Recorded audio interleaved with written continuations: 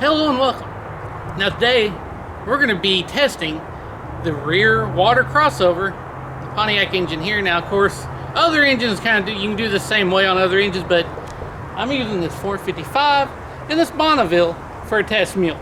Alright, so this is an old school trick, nothing new, a lot of people's used it, but I want to test this theory for myself with this and get a measurement on the cylinder head, hopefully get a pretty good accurate one, see what happens. Because the plan is to run another fitting here on the driver's side, tee it into the passenger side to the heater core. Now, stuff like this has been done before. Obviously, a lot of hot rodders have done this. Chevrolet did it with the TBIs. If you look on the bottom side of the intake, it actually crosses the water over from the back to the front. And well, most aftermarket Chevrolet intakes have a provision for fittings to run your coolant lines from the back of the head somewhere else. Now, the thing behind this is that your water pumps up here, so there's more circulation up here happening rather than back here. Now, Pontiac does have the fitting back here on the passenger side head to the heater core, so there's some coolant moving that way. Driver's side, nothing. So it's always been stated that there's not a lot of coolant moving back here, so this part of the cylinder head is hotter.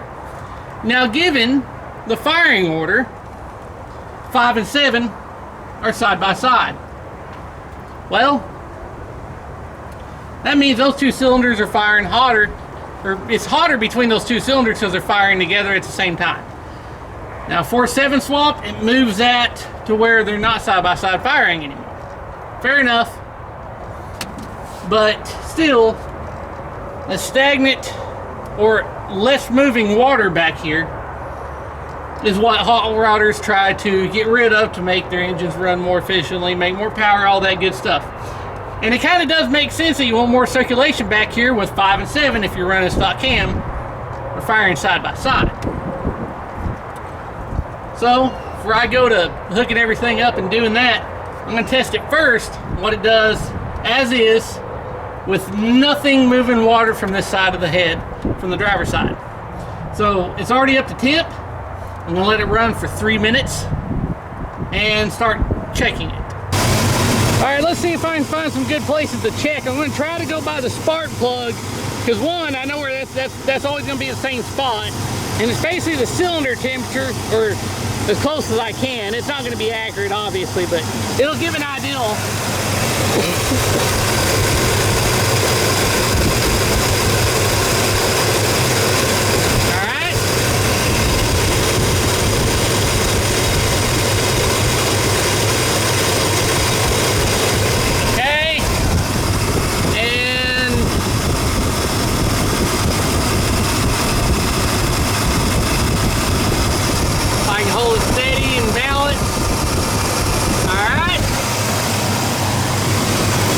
The back side here and all this good stuff on this side just because.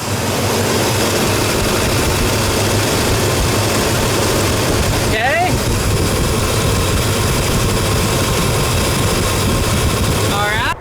Alright, so here's where our base is. We're about 10 degrees from the front cylinder to the back cylinder. And right where we're going to put the new heater fitting or the new coolant hose fitting, 20 degrees from driver's and passenger side. So that's some baselines to work off of. Now I'm using the infrared thermometer, and well, it's probably a little bit warmer on the inside than it is the outside, so the difference there could be much greater, but I'm just working with that to try to get an ideal and understanding of what we're hoping to accomplish, and the results we're hoping to see should be about all the same everywhere. That's the goal. I'm not looking at crazy numbers, I just want it to be even all the way around. So, next step is to actually set it up.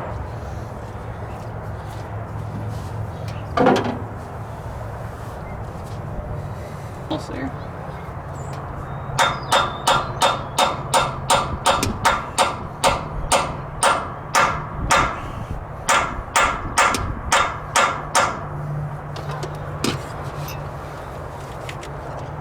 There we go. That was easy.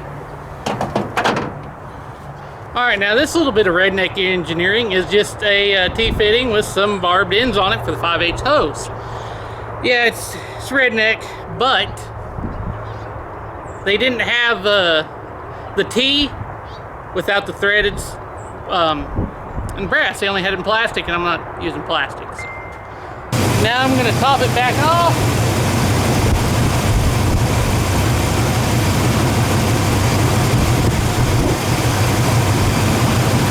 Filled it up, ran it again up to temp.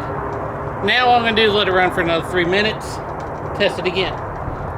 Now the one thing I'll say, I'm wondering if this really helped, because you still have those two cylinders firing side by side there, creating heat. So, you know, it's a give or take. So, let's go ahead and start it, let it run, test it again. All right, let's check this real quick. The hard part's going to be aiming it exactly where I aimed last time, and the same distance.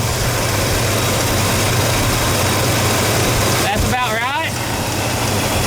I'll double check. See how much moving can affect it?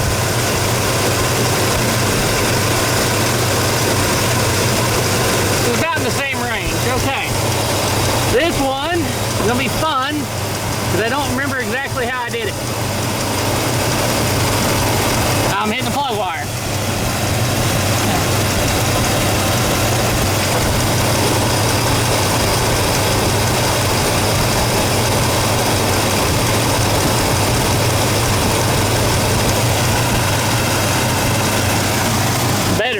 Better. Still got two cylinders firing next to each other though. I don't really see the point in doing these because...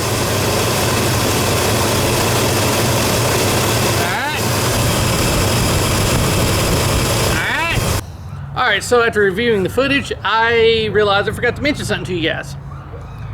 Now, I only filmed going around and measuring once. I actually did it 4 times to repeat the process to try to get accurate, to get an average. That way I can get an accurate measurement. So it's 4 times before, 4 times after. I'm also gonna have to cut out some footage because it's kind of pointless to try to see me reaching behind the firewall and trying to measure that and hold a camera that you can't hardly see what's going on. But I still got the measurements there. So I got an average, the average of basically close to the spark plug, that part of the metal on the cylinder head close to the combustion chamber, to give some kind of ideal on the heat around that area. And here's the averages. And of course, the average of the back side of the cylinder heads. So you can see there is a change, which is good, because we opened up some water coolant flow, and it did help. Now, obviously this is not measuring the coolant temperature itself. In order to do that, we would need some kind of temperature sending unit in the heads in 4 different locations, you know, and then a gauge on each one to get a truly accurate measurement with a pretty detailed gauge, probably going down pretty fine, probably a digital gauge to get it fully accurate.